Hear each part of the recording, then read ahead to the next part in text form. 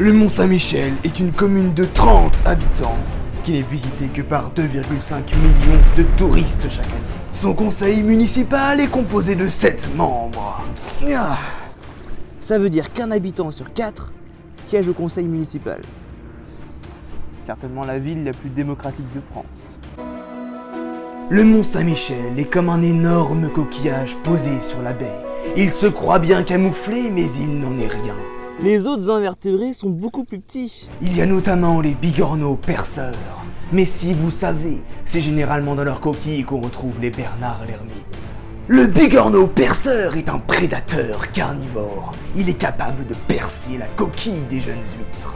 Mais peut-être que l'humanité s'en sortira, parce que les bigorneaux femelles deviennent des mâles au contact de la peinture des bateaux. Oui, ça gêne un peu leur reproduction. Et oui, cette peinture est choisie exprès pour être toxique pour les espèces marines. Mais bon, vous comprenez bien, avoir plein de coquillages dégueulasses sur sa coque, c'est pas ouf. Et puis ça fera un danger de moins pour nos huîtres. D'ailleurs, parlons-en des huîtres. Comme à la guerre, il faut des hommes valeureux pour s'en occuper. Des hommes prêts à quitter leur famille pour accomplir leurs devoirs. Des hommes qui n'ont pas peur de se salir. L'histoire se répète, ce n'est pas si loin qu'a eu lieu le débarquement de Normandie. Sans les hommes de l'opération Neptune, le débarquement n'aurait jamais eu lieu. De la même manière, sans les ostréiculteurs de Cancale, qui y aurait-il pour retourner les poches et en décoller les huîtres les plus coriaces?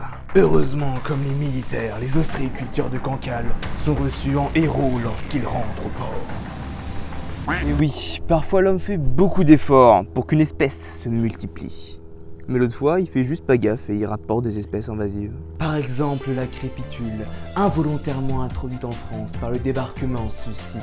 Le mollusque représente aujourd'hui 2/3 des coquillages présents dans la baie. Je vous ai précisé qu'il pratique le sexe en groupe à longueur de journée. Sur ce, n'hésitez pas à vous abonner, je vous laisse ma dernière vidéo en description et bien sûr...